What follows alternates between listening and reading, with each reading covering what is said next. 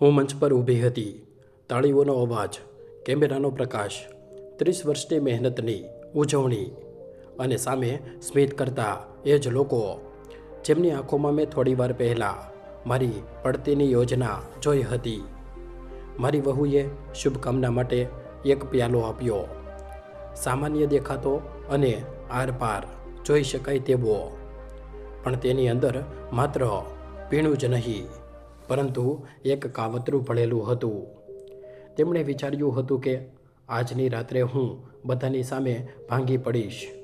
મારો અવાજ ધ્રુજ છે, મારું સંતુલન તૂટશે અને લોકો નક્કી કરી દેશે કે કવિતા મહેરા હવે નિર્ણય લેવા લાયક નથી રહી. બસ એક પ્યાલો અને 30 વર્ષનો વારસો તેમના નામે. પણ તેમને ખબર ન હતી હું માત્ર એક માં નથી, હું એ સામ્રાજ્ય બનાવવામાં સરખી ભાગીદાર છું જેણે તેમને વારસો સમજી લીધો. મેં એ પ્યાલો વહુની માના પ્યાલા સાથે જ બદલી નાખ્યો અને હવે ખેલ હું જોઈશ. એ રાત્રે મંચ પર માત્ર ઉજવણી ન હતી, શતરંજની છેલ્લી બાજી ગોઠવાયેલી હતી જે મેં રમી હતી. આ વાર્તાને અંત સુધી ચોક્કસ જોજો, કારણ કે આમાં માત્ર એક પરિવારનું કાવતરું જ નહીં પરંતુ જિંદગીનું મોટું સત્ય છુપાયેલું છે. તમે શીખશો કે પોતાના વેશમાં છુપાયેલા દુશ્મનોને કેવી રીતે ઓળખી શકાય છે અને અંધારામાંથી બહાર નીકળીને જિંદગીના પ્રકાશ સુધી કેવી રીતે પહોંચી શકાય છે. મારું નામ કવિતા મહેરા છે, ઉંમર 65 વર્ષ, અને જો આજે હું મારી જિંદગીની વાર્તા સંભળાવવા બેઠી છું તો એટલા માટે નહીં કે મારે કોઈની સહાનુભૂતિ જોઈએ છે, પરંતુ એટલા માટે કે સત્ય ક્યારેક એટલું ભારે હોય છે કે તેને અંદર દબાવીને રાખવું પોતાના જ સાથે અન્યાય કરવા જેવું લાગે છે. 30 વર્ષ પહેલાં મેં અને મારા પતિ વિજેન્દ્ર મહેરાએ મળીને એક નાનો વેપાર શરૂ કર્યો હતો. એક ભાડાની જગ્યા, 2 જૂના મેજ, 3 કામદારો અને સપનાઓથી ભરેલું હૃદય. વિજેન્દ્ર બહારની દુનિયા સાથે લડતા રહ્યા અને હું અંદરની વ્યવસ્થા સંભાળતી રહી. તેઓ બજારમાં કલાકો સુધી ફરતા, ગ્રાહકોને મળતા, વેપારીઓને મનાવતા અને હું કચેરીમાં બેસીને હિસાબ કિતાબ બરાબર કરતી અને ભરતિયા મેળવતી. કામદારોના પગાર સમય પર જાય તેનું ધ્યાન રાખતી. કરવેરાના કાગળોથી લઈને બેંકના કામ સુધી બધું જ સંભાળતી. અમે ઘણી રાતો એવી જોઈ છે જ્યારે ઘરની વીજળી બંધ હોય પણ કચેરીના દીવા હજુ પણ ચાલુ હોય. તહેવારોની મીઠાઈ અમે કામદારો સાથે કારખાનામાં વહેંચતા હતા અને ઘણીવાર અમારા બાળકોના શાળાના કાર્યક્રમ પણ ચૂકી જતા હતા, કારણ કે અમને ખબર હતી કે જો પાયો મજબૂત નહીં હોય તો ઇમારત ક્યારેય ઊભી નહીં રહી શકે. ધીમે ધીમે અમારી મહેનત રંગ લાવવા લાગી. નાના ઓર્ડર મોટા કરારમાં બદલાયા અને એક શહેરથી બીજા શહેર સુધી અમારી વસ્તુઓ જવા લાગી અને જોતજોતામાં અમારો વેપાર કરોડોમાં પહોંચી ગયો. દેશના અલગ અલગ ખૂણાઓમાં અમારી ઓળખ બનવા લાગી. લોકો અમારા નામને ભરોસા સાથે જોડવા લાગ્યા અને દર વખતે જ્યારે કોઈ મોટો સોદો નક્કી થતો ત્યારે વિજેન્દ્ર મારી તરફ જોઈને સ્મિત કરતા અને કહેતા, કવિતા, જો તું ના હોત તો આ બધું શક્ય ન હતું. અને હું હસીને કહી દેતી કે આ તેમની મહેનત છે. પણ સત્ય એ હતું કે અમે બંને એકબીજાની તાકાત હતા, એકબીજા વગર અધૂરા. જિંદગી પોતાની ગતિથી ચાલી રહી હતી. બાળકો મોટા થઈ ગયા હતા. દીકરો અતુલ વેપારમાં હાથ બટાવવા લાગ્યો હતો. તેની પત્ની રતિકા ઘરની જવાબદારીઓ સંભાળતી હતી. બધું જ બહારથી ખૂબ વ્યવસ્થિત અને ખુશહાલ દેખાતું હતું, પણ કદાચ ખુશીઓ ભગવાનને વધારે વાર સુધી સહન નથી થતી, કારણ કે એક દિવસ અચાનક વિજેન્દ્રને છાતીમાં દુખાવો થયો અને પહેલાં તેને સામાન્ય સમજ્યો, પણ થોડા જ કલાકોમાં દવાખાને પહોંચવું પડ્યું. વેજના ચહેરાની ગંભીરતા જોઈને મારું હૃદય બેસી ગયું અને એ પહેલાં કે હું તેમનો હાથ કસીને પકડી શકું, તેઓ મને આ દુનિયામાં એકલી છોડીને ચાલ્યા ગયા. એ પળ મને લાગ્યું જાણે મારી આખી દુનિયાનો પાયો જ ખસી ગયો હોય. હું માત્ર પત્ની ન હતી, હું તેમની સાથી, તેમની રાજદાર, તેમની વેપારી ભાગીદાર હતી. અને તેમના વગર હું પોતે અધૂરી હોવાનો અનુભવ કરવા લાગી. તેમના ગયા પછી હું અંદરથી પૂરી રીતે તૂટી ગઈ. 1 મહિના સુધી મેં કચેરીનો દરવાજો પણ ન જોયો. હું મારા રૂમમાં બેસીને તેમની ખુરશીને, તેમની ડાયરીને, તેમના ચશ્માને જોતી રહેતી, જાણે તેમાં હજુ પણ તેમની હાજરી બચી હોય. આ વચ્ચે કચેરીની જવાબદારી મારા દીકરા અતુલે સંભાળી લીધી. લોકો કહેવા લાગ્યા કે હવે તે જ માલિક છે. અને સાચું કહું તો એ સમયે મને કોઈ વાતથી ફરક પણ નહોતો પડી રહ્યો. પણ બરાબર 1 મહિના પછી જ્યારે મૃત્યુપત્ર ખોલવામાં આવ્યું અને વકીલે બધાની સામે વાંચીને સંભળાવ્યું કે વિજેન્દ્રએ પોતાની પૂરી સંપત્તિ, પૂરો વેપાર અને બધા અધિકારો મારા નામે કરી દીધા છે અને કંપનીનો કોઈ પણ નિર્ણય મારી સહી વગર માન્ય નહીં ગણાય, તો ઓરડાનો માહોલ એકદમ બદલાઈ ગયો. હું પોતે દંગ રહી ગઈ. મને ખબર હતી કે તેઓ મારા પર ભરોસો કરતા હતા, પણ એટલો ઊંડો વિશ્વાસ કે બધું જ મારા નામે કરી જાય એ મેં પણ નહોતું વિચાર્યું. પણ મારા દીકરા અતુલના ચહેરા પર જે ભાવ મેં એ દિવસે જોયા તે આશ્ચર્યના ન હતા. તે અસંતોષ અને અંદર દબાયેલા ગુસ્સાના હતા, કારણ કે છેલ્લા 1 મહિનાથી તે પોતે કંપનીનો અસલી માલિક સમજવા લાગ્યો હતો. દરેક સભા તે એકલો ભરતો હતો. કામદારો તેને સાહેબ કહી રહ્યા હતા. નિર્ણયો તેના જ નામે થઈ રહ્યા હતા. અને અચાનક મૃત્યુપત્રે તેને યાદ અપાવી દીધું કે અસલી અધિકાર હજુ પણ મારી મંજૂરીથી જ પસાર થશે. હું કચેરીએ ન હતી જવા માંગતી. મારી અંદર હજુ પણ શોક હતો, પણ સંજોગો એવા હતા કે જો હું સહી ના કરું તો કંપનીનો કોઈ મોટો નિર્ણય આગળ ન વધી શકે. એટલે મજબૂરીમાં જ સાચું, પણ મેં ફરીથી કચેરીએ જવાનું શરૂ કર્યું. એ જ ઓરડામાં બેઠી જ્યાં ક્યારેક વિજેન્દ્ર બેસતા હતા, એ જ મેજ પર ફાઇલો ખોલી. પણ હવે દરેક સહી સાથે મને એ અનુભૂતિ થતી કે હું માત્ર એક પત્ની નથી રહી, હું આ વારસાની રક્ષક છું.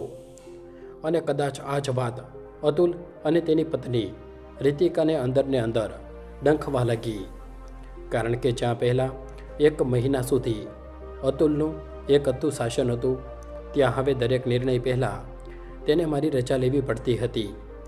દરેક યોજના પર ચર્ચા કરવી પડતી હતી. અને તેની આંખોમાં મેં ઘણીવાર એ ઉતાવળ જોઈ હતી, જે બતાવતી હતી કે તેને મારું ફરીથી સક્રિય થવું જરા પણ પસંદ નથી આવ્યું. મેં એ ભાવાત્મક વાવાઝોડાથી પોતે અલગ કરી અને પહેલીવાર પૂરા શાંત મગજથી કંપનીના છેલ્લા 1 મહિનાના કાગળો જોવા બેઠી. જે આંકડા મારી સામે હતા તેમણે મને અંદર સુધી હલાવી દીધી. કંપની જે વર્ષોથી સતત નફા પર ચાલી રહી હતી તે અચાનક મોટા નુકસાનમાં જતી રહી હતી. ખર્ચા અસામાન્ય રીતે વધેલા હતા અને સૌથી વધારે વધારો ગ્રાહકોની મહેમાન ગતિના નામે દેખાઈ રહ્યો હતો. મેં વિસ્તારથી તપાસ શરૂ કરી. અતુલના બેંક કાર્ડનો ઇતિહાસ કઢાવ્યો. તેમાં અલગ અલગ મોટી હોટલોના બિલ હતા, દારૂખાનાના ખર્ચા હતા, બજારની મોંઘી ખરીદીની ચૂકવણી હતી.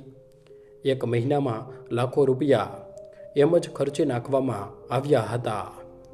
મારા મનમાં એક જ સવાલ ઘૂમી રહ્યો હતો. જેના પિતાને ગુજારી ગયાને હજુ 1 મહિનો પણ પૂરો નથી થયો, શું તે શોકમાં હોય છે કે ઉજવણીમાં? શું તેને વારસો સંભાળવાની જવાબદારીનો અનુભવ થાય છે કે આઝાદીનો નશો? મને એ પણ સાફ દેખાવા લાગ્યું કે કચેરીમાં તેના વર્તનમાં મોટો બદલાવ આવી ચૂક્યો હતો. હું અને વિજેન્દ્ર હંમેશા કામદારોને પરિવારની જેમ માનતા હતા. તેમના સુખ દુઃખમાં સાથે ઊભા રહેતા હતા. પરંતુ અતુલની આગેવાનીમાં ફરિયાદો વધવા લાગી હતી. તેનો અવાજ કઠોર થઈ ગયો હતો. નિર્ણયો એકતરફી થવા લાગ્યા હતા અને સન્માનની જગ્યા ડરે લઈ લીધી હતી. કદાચ તેને એ પસંદ હતું કે છેલ્લા 1 મહિનાથી તે એક અથ્થુ માલિક બનેલો હતો. કોઈ રોકવાવાળું નહીં, કોઈ સવાલ પૂછવાવાળું નહીં. અને ત્યારે જ મને પહેલીવાર ઊંડાણથી સમજાયું કે વિજેન્દ્રએ બધું મારા નામે કેમ કર્યું હતું. આ અવિશ્વાસ ન હતો, આ દૂરંદેશી હતી. અતુલને હજુ ઘણું બધું શીખવાનું બાકી હતું. જિંદગી મોજશોખ અને આરામથી વસ્તુ નથી. તેને લોહી પરસેવાથી સિંચવી પડે છે, ત્યારે જઈને તે ટકે છે. મહેનત વગર મળેલો વારસો ઘણીવાર જવાબદારીનો નહીં પણ અધિકારનો ભ્રમ આપે છે. મૃત્યુપત્ર ખુલ્યા પછી અતુલ અને રીતિકાનું વર્તન બદલાઈ ચૂક્યું હતું. રીતિકા ખોટા સ્મિત સાથે મારી સાથે વાત કરતી, શબ્દો મીઠા પણ આંખો ઠંડી. અતુલ કચેરીમાં મારા ઓરડામાં ત્યારે જ આવતો જ્યારે કોઈ ફાઇલ પર મારી સહી જરૂરી હોય કે કોઈ મોટા નિર્ણયમાં મારી મંજૂરી જોઈતી હોય. એ સિવાય અમારી વચ્ચે વાતચીત લગભગ પૂરી થઈ ચૂકી હતી. ઘરમાં પણ હવે શાંતિ હતી.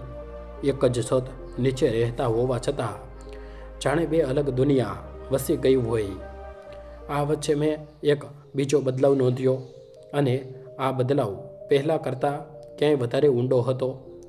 અતુલ અને રીતિકાની સક્રિયતા હવે ઘર કે કંપની કરતાં વધારે રીતિકાની માની આસપાસ ઘૂમવા લાગી હતી.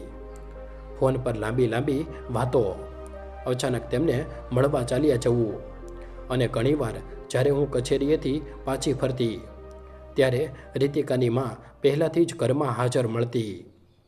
માં દીકરી કલાકો સુધી રૂમમાં બંધ રહેતા. દરવાજો બંધ, અવાજ ધીમો, અને જેવી હું ઘરમાં પ્રવેશ કરતી વિષય બદલાઈ જતો. થોડી જ વાર પછી અતુલ પણ એ જ રૂમમાં જોડાઈ જતો. જ્યારે હું પાસેથી પસાર થતી ત્યારે વાતચીત અચાનક સામાન્ય ઘરની વાતોમાં બદલાઈ જતી. તેઓ સમજી રહ્યા હતા કે હું કંઈ નોંધ નથી કરી રહી, પણ કદાચ તેઓ ભૂલી રહ્યા હતા તેમની સામે કોઈ ભાવનાઓમાં તણાઈ જનારી સ્ત્રી નહીં, પરંતુ કાયદાઓ સુધી વેપારની દુનિયામાં નિર્ણય લેનારી સ્ત્રી ઊભી છે. મને ઘણું બધું સમજાવવા લાગ્યું હતું. દરેક નજર, દરેક રોકાણ, દરેક ખોટું હાસ્ય, બધું જ પોતાની વાર્તા કહી રહ્યું હતું. પણ મેં કંઈ જ બહાર આવવા ન દીધું. હું જોઈ રહી હતી, સાંભળી રહી હતી, જોડી રહી હતી, કોઈ પણ અવાજ વગર. અને ત્યારે જ એક દિવસ અચાનક વર્તન બદલાઈ ગયું.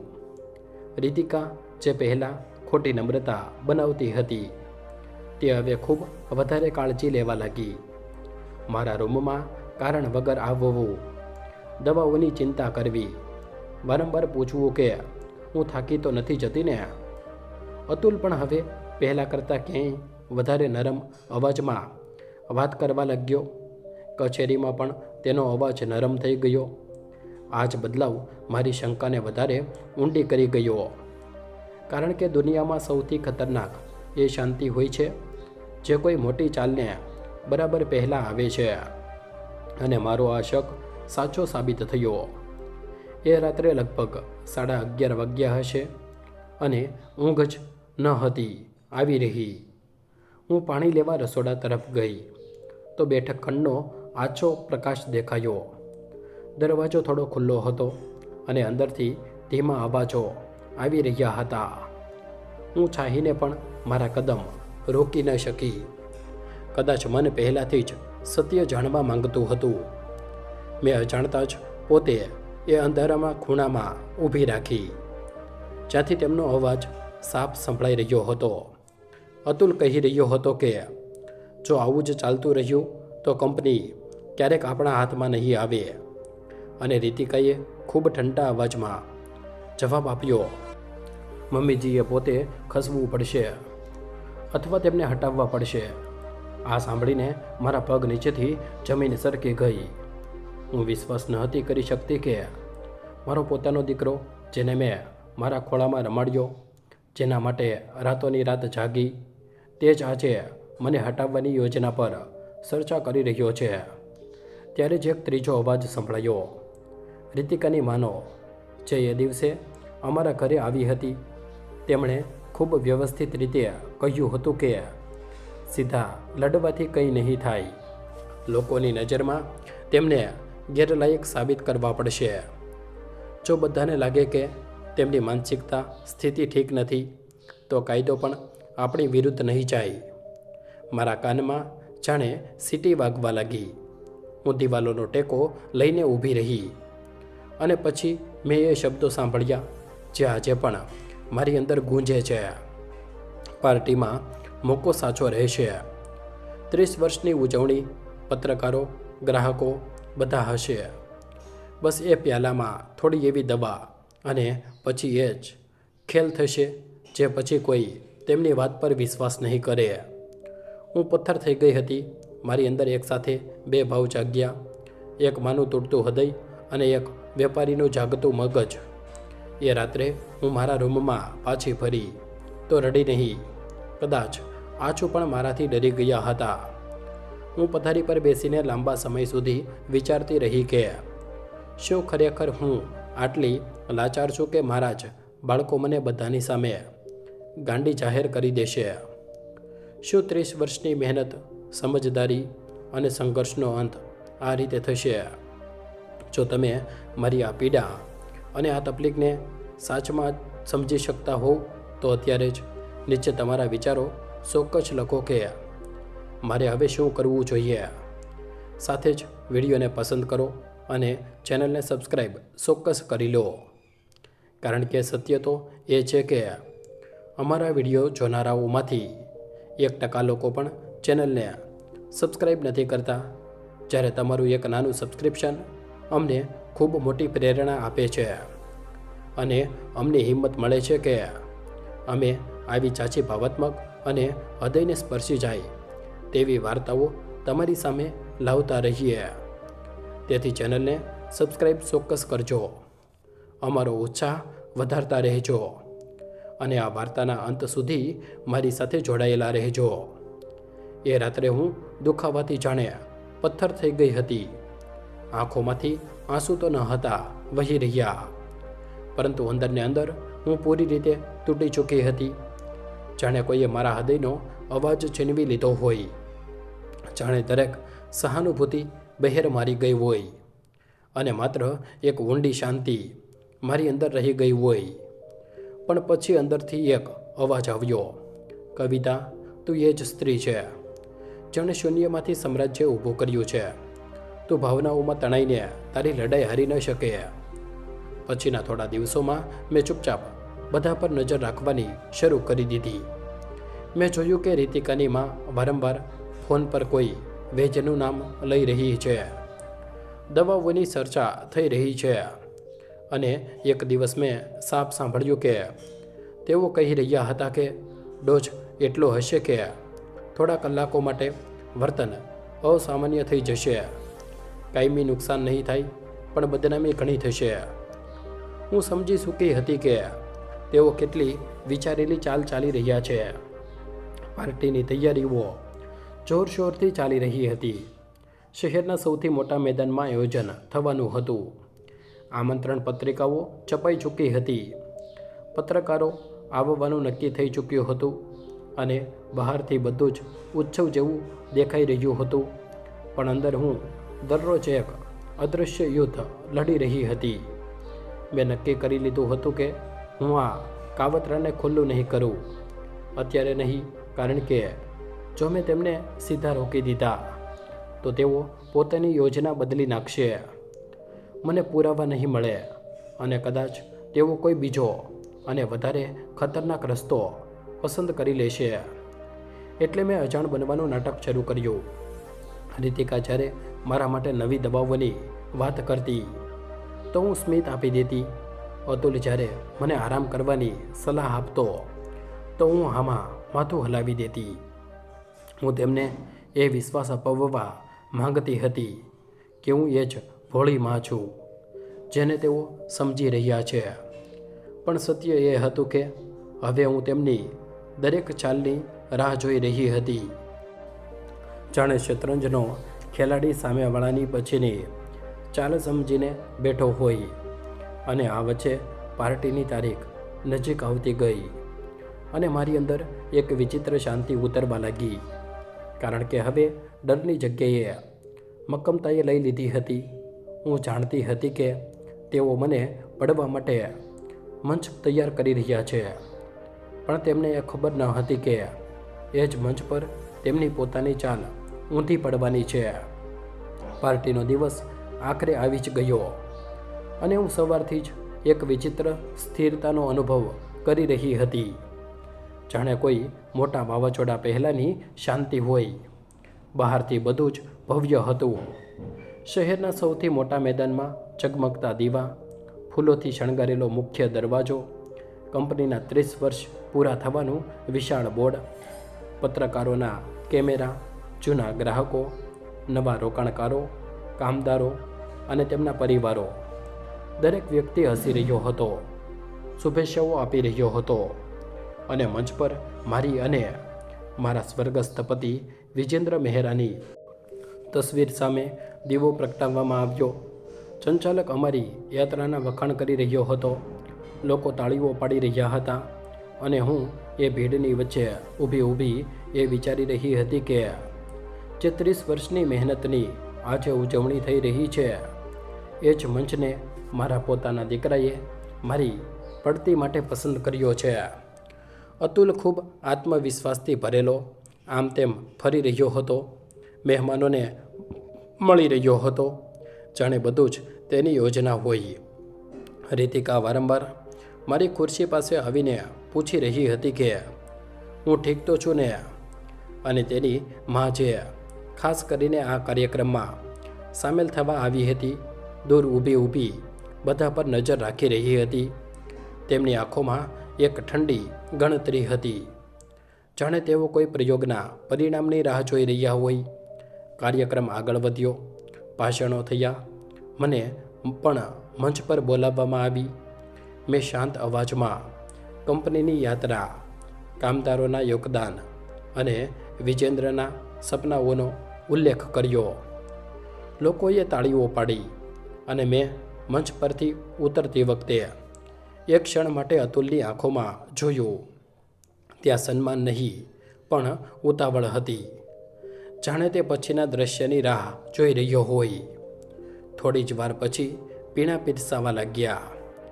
થાળીમાં ઘણા પ્યાલા સજાવીને પીરસનારા ફરી રહ્યા હતા અને ત્યારે જ મેં જોયું કે રીતિકા પોતે એક થાળી લઈને મારી તરફ આવી રહી છે.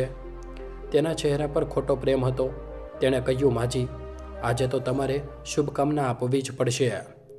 અને એ જ ક્ષણે મારી નજર તેના હાથની થોડી ગભરામણ પર ગઈ. તેની પાછળ તેની માં ઊભી હતી, આંખોથી ઇશારો કરી રહી હતી. હું સમજી ગઈ, આ એ જ પળ છે જેની યોજના મેં એ રાત્રે સંભાળી હતી. મેં થાળીમાં રાખેલા પ્યાલાઓ પર ધ્યાનથી નજર રાખી. એક પ્યાલાના કિનારા પર ખૂબ ઓછું નિશાન હતું, જાણે ઓળખ માટે રાખવામાં આવ્યું હોય. મારું હૃદય ઝડપથી ધબકી રહ્યું હતું, પણ ચહેરા પર મેં એ જ સહજ સ્મિત રાખ્યું. મેં એ જ પ્યાલો ઉપાડી લીધો. બધાની નજરો અચાનક મારી તરફ હતી. કદાચ તેઓ બધા સામાન્ય ઉજવણી સમજી રહ્યા હતા, પણ અમુક નજરો અતુલ, રીતિકા અને તેની માની સામાન્ય રીતે સાવધ હતી. મેં પ્યાલાને હોઠ સુધી લઈ જઈને થોડો નમાવ્યો, પરંતુ એક ટીપું પણ અંદર જવા ન દીધું. વર્ષોના અનુભવે મને નાટક કરવાનું શીખવ્યું હતું. મેં એવો ગળેથી ઉતારવાનો અવાજ કાઢ્યો. રીતિકાએ મને એ જ પ્યાલો આપ્યો. હાલો મમ્મી, ચાલો ઉજવણી કરીએ. આટલું કહીને બધાએ પ્યાલા ટકરાવ્યા.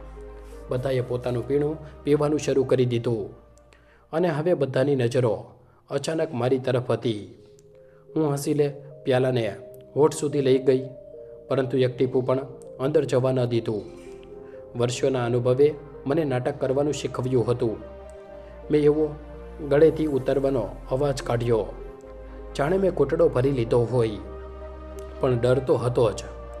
હું હસતા હસતા કેટલાક લોકો સાથે વાત કરવા લાગી અને એ જ ભીડ, ઘોંઘાટ અને તાળીઓ વચ્ચે મને એ ક્ષણ મળી ગઈ જેની મને શોધ હતી. રીતિકાની માની થાળી હવે પાસે જ રાખેલી હતી. તેઓ કોઈ બીજા સાથે વાત કરી રહ્યા હતા. મેં મારા હાથનો લગભગ ભરેલો પ્યાલો સહજતાથી તેમની થાળી પર મૂકી દીધો અને એ જ નિશાનવાળા બીજા પ્યાલાને ઉપાડી લીધો. આ બધું થોડી જ સેકન્ડોમાં થયું. કોઈએ ધ્યાન ન આપ્યું સિવાય કદાચ ઉપરવાળાના. મેં નવો પ્યાલો છાંચમાં એક નાનો ઘૂંટડો ભરીને મૂકી દીધો. તે જરા પણ શંકા વગરનો હતો. હવે ખેલ શરૂ થઈ ચૂક્યો હતો. થોડી મિનિટો વીતી. મંચ પર સંગીત વાગી રહ્યું હતું, લોકો નાચી રહ્યા હતા અને ત્યારે જ મેં જોયું કે રીતિકાની માનો ચહેરો અચાનક વિચિત્ર થવા લાગ્યો. તેઓ પહેલાં ખુરશી પર અસ્વસ્થ થયા, પછી અચાનક ઊભા થઈને મોટા અવાજમાં કંઈક આડું અવળું બોલવા લાગ્યા. બધાની નજરો તેમની તરફ ગઈ. તેમણે પાસે રાખેલો પ્યાલો જમીન પર પછાડ્યો, પછી એક ફૂલદાની ઉઠાવીને ફેંકી દીધી. લોકો દંગ રહી ગયા. થોડી જ પળોમાં તેમનું વર્તન પૂરી રીતે અસામાન્ય થઈ ગયું. તેઓ ક્યારેક જોર જોરથી હસતા, ક્યારેક બૂમો પાડતા, ક્યારેક કોઈના પર તરાપ મારવાનો પ્રયત્ન કરતા, ત્યાં સુધી કે પોતાના જ જમાઈ અતુલ તરફ આગળ વધીને તેને ધક્કો મારવા લાગ્યા. તમે બધા ખોટા છો, બધા મારી વિરુદ્ધ છો, તેઓ બૂમો પાડી રહ્યા હતા. પૂરો માહોલ નાસભાગમાં ફેરવાઈ ગયો.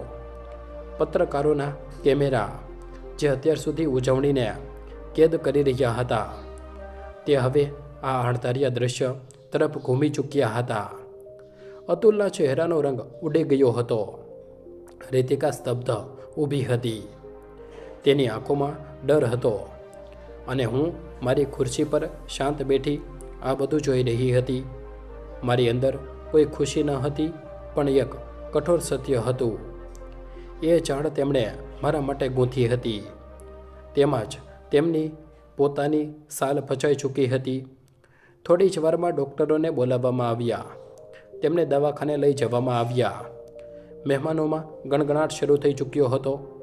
લોકો કહી રહ્યા હતા કે કદાચ તેમને કોઈ માનસિક સમસ્યા છે. કોઈ કહી રહ્યું હતું કે અચાનક મગજની બીમારીનો હુમલો આવ્યો છે. હું ત્યાં જ ઊભી વિચારી રહી હતી કે જો મેં અત્યારે આ ચાલાકી ન બતાવી હોત, જો મને આ લોકોના જ કાવતરાની પહેલાંથી ખબર ના પડી ગઈ હોત તો શું થાત? એ પીણું મારા ગળેથી નીચે ઉતરી ચૂક્યું હોત અને આ બધી કરતૂતો હું કરી શકી હોત. પૂરી દુનિયાની સામે, કેમેરાની સામે મને ગાંડી સાબિત કરી દેવામાં આવી હોત. ભલા એક ગાંડી સ્ત્રી પાસે કરોડોની સંપત્તિ કોણ રહેવા દેત? ખાસ કરીને જ્યારે તેના પોતાના દીકરો અને વહુ હાજર હોય. ભલે ગમે તેવી વાત બનાવવામાં આવત, આખરે એ જ કહેવામાં આવત કે આવી સ્ત્રીની સંપત્તિ તો સીધી તેના બાળકોને જ મળવી જોઈએ. આ બધું વિચારીને જ મારો જીવ કાંપી રહ્યો હતો. રીતિકાની માની કરતૂતો કંઈ વધારે જ અસામાન્ય લાગી રહી હતી અને અતુલ તથા રીતિકાના ચહેરાની ગભરામણ પણ તે જ વાર્તા કહી રહી હતી કે મામલો સામાન્ય નથી. તે રાત્રિની નાસભાગ પછી જે શાંતિ છવાઈ, તે કોઈ પણ વાવાઝોડા કરતાં વધારે ભયાનક હતી. કારણ કે હવે ખેલ શરૂ થઈ ચૂક્યો હતો. બસ શબ્દોમાં ન હતો આવ્યો. એમ્બ્યુલન્સની ભૂરી લાઇટ દૂર સુધી જતી રહી અને હું ત્યાં જ ઊભી રહી, જાણે મારા પગે જમીન સાથે કોઈ અદૃશ્ય સંબંધ જોડી લીધો હોય. લોકો મારી પાસે આવીને પૂછી રહ્યા હતા કે હું ઠીક તો છું ને? કોઈએ પાણી આપ્યું, કોઈએ ખુરશી ખેંચી, પણ મારી નજર માત્ર અતુલ અને રીતિકા પર હતી. તેમના ચહેરા પર જે ગભરામણ હતી, તે કોઈ શ્વાસની બીમારીથી ચિંતા ન હતી. તે એ યોજના ઊંધી પડી જવાનો ડર હતો. જેને તેમણે પૂરી સાવધાનીથી રચી હતી. પાર્ટી ઔપચારિક રીતે પૂરી કરવી પડી. પત્રકારોને પાછા મોકલી દેવામાં આવ્યા. પણ હું જાણતી હતી કે વાત આટલી સામાન્ય નથી રહેવાની, કારણ કે દવાખાનામાં તપાસ થશે, અહેવાલ બનશે અને સત્યનો કોઈને કોઈ છેડો બહાર આવશે. પાર્ટીમાંથી હું સીધી દવાખાના તરફ આગળ વધી. રીતિકા અને અતુલ મારાથી પહેલાં જ ત્યાં પહોંચી ગયા હતા. હું ત્યાં રીતિકાની માની કોઈ હિતેચ્છુ બનીને ન હતી જઈ રહી. હું માત્ર એ જોવા જઈ રહી હતી કે જ્યારે કોઈ માણસ બીજા કોઈ માટે ખાડો ખોદે છે અને પોતે જ તેમાં પડે છે, ત્યારે તેને કેવી અનુભૂતિ થાય છે. હજુ હું દવાખાનાની અંદર દાખલ જ થઈ હતી. પરસાળ તરફ આગળ વધી જ રહી હતી કે મારા કાનમાં થોડા શબ્દો પડ્યા. રીતિકા, તે માને કયું પાણી આપ્યું હતું? મમ્મી તો બિલકુલ સામાન્ય છે, પણ તારી માની હાલત આવી કેવી રીતે થઈ ગઈ? ક્યાંક તે મમ્મીવાળું પીણું તારી માને તો નથી આપી દીધું ને? રીતિકાનો ભરાયેલો અવાજ આવ્યો. ના, મને બરાબર યાદ છે. મેં એ જ પીણું આપ્યું હતું જે આપણે મમ્મીજી માટે બનાવ્યું હતું. પણ એ પીણું બદલાયું કેવી રીતે? અતુલ અને રીતિકા માથું પકડીને ત્યાં જ બેઠા હતા. ક્યારેક ઊભા થતા, ક્યારેક પરસાળમાં ચક્કર લગાવતા. અતુલે લગભગ મોટા અવાજમાં કહ્યું, તે તો કહ્યું હતું કે દવાની અસર થોડા જ કલાકોમાં પૂરી થઈ જશે. પણ ઘણા કલાકો વીતી ગયા. તારી માની હાલત હજુ પણ સામાન્ય કેમ નથી થઈ રહી? રીતિકા રડતા રડતા બોલી, એ ડૉક્ટરે જેટલો ડોઝ આપવા કહ્યું હતું, મેં એનાથી 4 ગણો વધારે આપી દીધો. મેં વિચાર્યું હતું કે જેટલી વધારે ગાંડાઓ જેવી કરતૂત થશે, એટલા જ મોટા સમાચાર બનશે અને પછી બધી સંપત્તિ આપણા હાથમાં આવી જશે. પણ મને ખબર ન હતી કે એ પીણું મારી જ મા પાસે પાછું આવશે. ખબર નહીં મમ્મીનું શું થશે. બંનેની હાલત ખૂબ ખરાબ હતી. ત્યારે જ મારા પગરખાના અવાજથી તેઓ ચોંકી ગયા. તેમને લાગ્યું જાણે હું હજુ પણ કંઈ નથી જાણતી. મેં ખોટી સહાનુભૂતિ બનાવતા પૂછ્યું, કેવી છે તારી માં? રીતિકાએ નજરો ઝુકાવીને કહ્યું, ખબર નહીં. ડૉક્ટર કહી રહ્યા છે કે સ્થિતિ સામાન્ય નથી. કોઈ મોટી મગજની બીમારી આવી ગઈ છે. એ પછી મેં એક કડવા સ્મિત સાથે તેમને જોયા. મારું સ્મિત જોઈને અતુલ આશ્ચર્યથી બોલ્યો, માં, રીતિકાની માની હાલત આટલી ખરાબ છે અને તમે હસી રહ્યા છો. હવે છેલ્લી બાજી રમવાનો સમય આવી ચૂક્યો હતો. મેં શાંત પરંતુ તીખા અવાજમાં કહ્યું, જે ખાડો તમે બંનેએ મારા માટે ખોદ્યો હતો, તેમાં પોતાની જ માને પડેલી જોઈને કેવું લાગી રહ્યું છે? તમે લોકો ઈચ્છતા હતા કે આ હાલત મારી થાય, જેથી મારી સંપત્તિ તમને મળી જાય. મારી વાત સાંભળતા જ રીતિકા અને અતુલના ચહેરાનો રંગ ઉડી ગયો. રીતિકા બોલી, મેં તેની વાત પૂરી થાય એ પહેલાં જ કહ્યું, હા, મને બધી ખબર છે. તમારા કાવતરાની મને બહુ પહેલાં જ ખબર પડી ગઈ હતી અને આ કાવતરામાં તારી માં પણ સામેલ હતી. જ્યારે તે મને એ પીણું આપ્યું, મેં ખૂબ જ ચાલાકીથી તેને તારી માના પ્યાલા સાથે બદલી નાખ્યું. જે તું મારી સાથે કરવા માંગતી હતી તે જ હવે તારી મા સાથે થઈ ચૂક્યું છે. મેં તેમની આંખોમાં સીધું જોતા કહ્યું, હવે તારી ગાંડી માને લઈને જિંદગીભર પસ્તાતા રહેજો. અત્યાર સુધી હું વિચારતી હતી કે જ્યારે અતુલને અનુભવ થઈ જશે ત્યારે હું બધું એમ પણ તેને જ આપી દઈશ. પણ હવે મને લાગે છે કે બધું મારા પોતાના જ હાથમાં રાખવું પડશે. તો આ કંપનીમાં માત્ર એક સામાન્ય કામદારની જેમ કામ કરીશ. હું થોડી વાર રોકાઈ, પછી મક્કમ અવાજમાં કહ્યું, અને જો આ પછી મેં તમારા બંનેને કોઈ પણ પ્રકારની ચાલાકી કરતા પકડ્યા તો હું કાયદાકીય કાર્યવાહી કરીશ. યાદ રાખજો, આ માની પ્રેમ ભરેલી ધમકી નથી. આ એક સ્વાભિમાની સ્ત્રીની ચેતવણી છે. આટલું કહીને હું ત્યાંથી ચાલી ગઈ. પાછળ છોડી 2 ચહેરાઓ પણ ડર, પસ્તાવો અને તૂટેલા અહંકારનો પડછાયો. બીજા દિવસે દવાખાનેથી સમાચાર આવ્યા કે રીતિકાની માને હંગામી માનસિક સંતુલનની સ્થિતિમાં દાખલ કરવામાં આવ્યા છે. ડૉક્ટરોએ ઇશારો કર્યો કે કોઈ દવાની આડઅસર પણ હોઈ શકે છે. અને આ સાંભળતા જ મારી અંદર એક ઠંડી સ્પષ્ટતા ઉતરી આવી. કારણ કે હવે મામલો માત્ર પરિવારના કાવતરાનો ન હતો, આ કાયદાકીય પણ બની શકતો હતો. બપોરે અતુલ અને રીતિકા દવાખાનામાં હતા. જ્યારે હું ત્યાં પહોંચી, તેઓ બંને એક ખૂણામાં બેઠા હતા, જાણે દુનિયા પૂરી થઈ ગઈ હોય. મને જોતાં જ બંને અસ્વસ્થ થઈ ગયા. હું તેમની સામે જઈને શાંત અવાજમાં ઊભી રહી અને ખૂબ ધીમા પણ સાફ શબ્દોમાં કહ્યું, એ જ સાંજે મેં કંપનીના કાયદાકીય સલાહકારને બોલાવ્યા અને સભાની તાત્કાલિક બેઠક બોલાવી. મેં પૂરી ઘટનાનું વર્ણન કર્યું, કોઈ પણ ખોટા નાટક વગર, માત્ર હકીકતો સાથે. અને એ પણ સાફ કરી દીધું કે હું કોઈ પોલીસ કેસમાં પરિવારને ઘસડવા નથી માંગતી, પણ કંપનીની સુરક્ષા અને મારી વ્યક્તિગત ગરિમા સાથે સમાધાન નહીં કરું.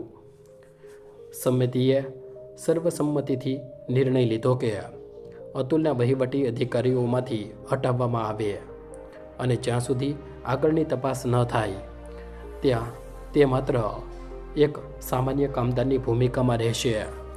ઘરે પાછા ફરીને મેં રીતિકાને સાફ કહી દીધું કે જે ઘરમાં વિશ્વાસની હત્યા કરવામાં આવે ત્યાં સાથે રહેવું શક્ય નથી. અને થોડા જ દિવસોમાં અતુલ અને રીતિકાએ શહેરના બીજા ભાગમાં ભાડાનું મકાન લઈ લીધું.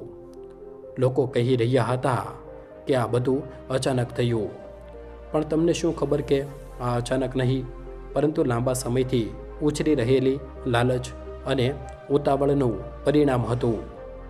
રાત્રે જ્યારે હું મારા રૂમમાંથી એકલી બેઠી, ત્યારે પહેલીવાર આંસુ નીકળ્યા.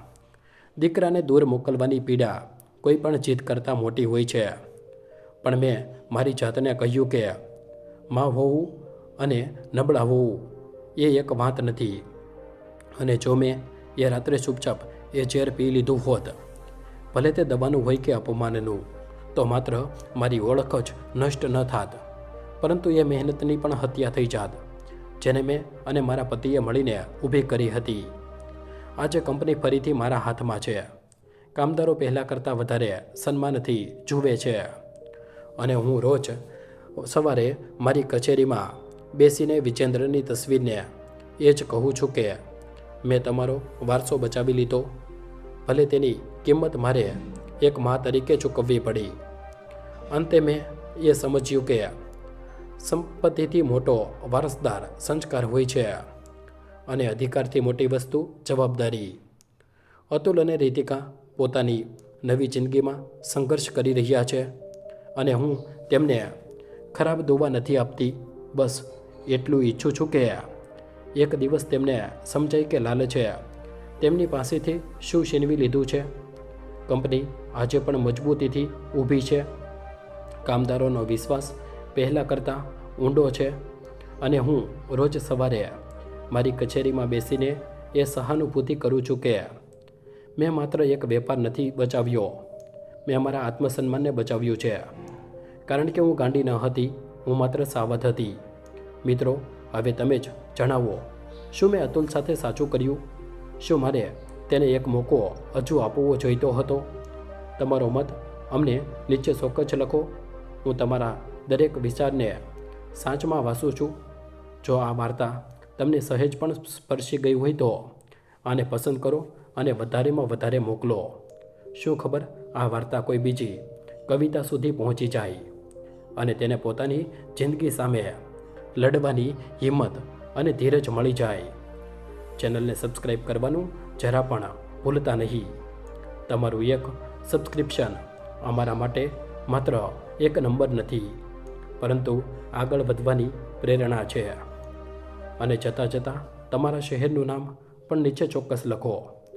મને ખૂબ સારું લાગે છે એ જાણીને કે અમારી વાર્તાઓ દુનિયાના ક્યાં ક્યાં ખૂણેથી સુધી પહોંચી રહી છે. જય શ્રી કૃષ્ણ. ધન્યવાદ.